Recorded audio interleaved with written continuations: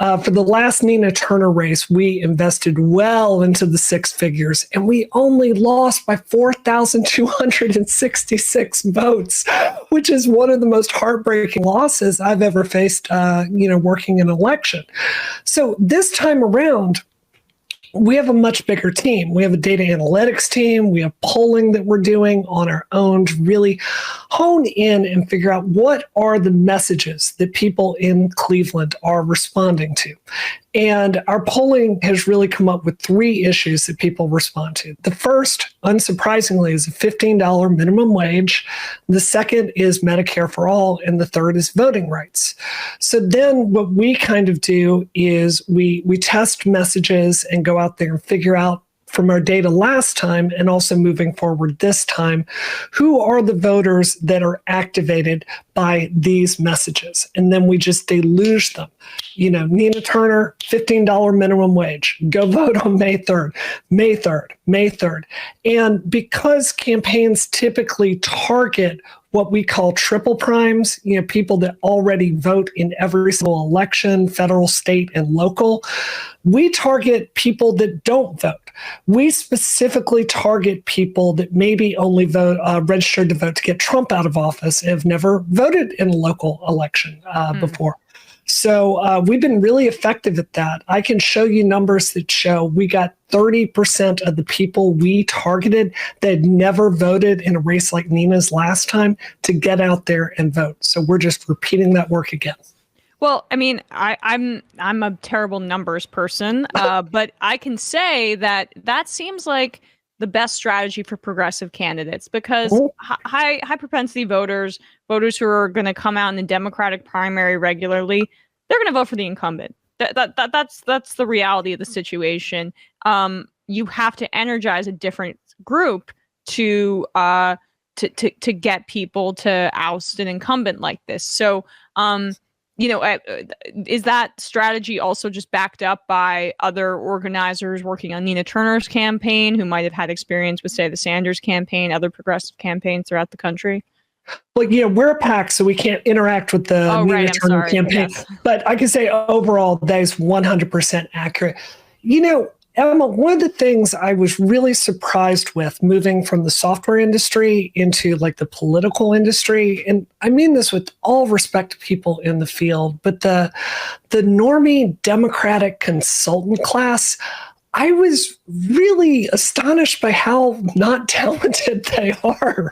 Like, the kind of bread and butter people that the Democratic Party just shovels money towards.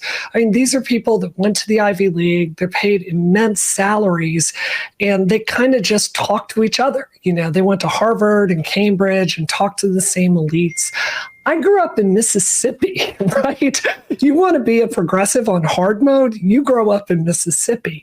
So what we've really found is the elites are talking their language, right? You were just talking about with Pete Buttigieg, right? They have that very specific language. Normal working people, they want to hear about what is going to hit them in their community. They want it in plain language. I can show you numbers that say they don't like ads that look like political ads. They want stuff that is just down and to earth.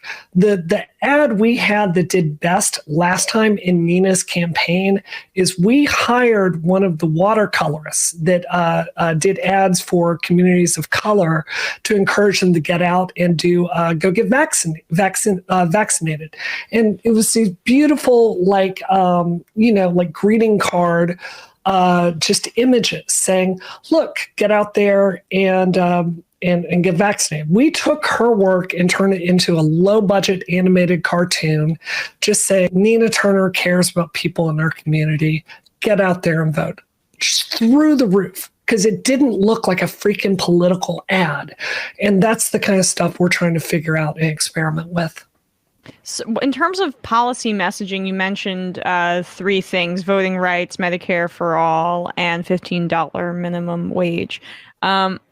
In the inverse, I guess, what are you seeing in terms of hesitance towards Nina Turner that maybe Shontel Brown is capitalizing on? Look, they hit her hard with that attack. I'm not even going to repeat it on the show about Joe Biden, right? Making her seem like she's not someone invested in her community that cares about everyone. They hit her with that in what I felt was one of the most dishonest attacks I've ever seen. For me, I, with this job, have spent probably 40, 50 hours looking at speeches of Nina Turner. And I tell you, I worked a lot of races, Emma, but she is a truly once-in-a-generation leader. I mean, I really mean that. She was on Breakfast Club with Charlemagne the God and just speaking so eloquently and plainly about what working people are facing. That's the Nina Turner that people don't know because of all these just astonishingly dishonest attacks on her integrity. So, I think that's what makes what Rebellion does so important. You need someone out there countering that message. Nina is, to a certain extent, her campaign, this is my opinion from the outside, has to kind of fight with one hand behind her back, right? Because if she gets really aggressive, they're just going to hammer her with that same tactic again.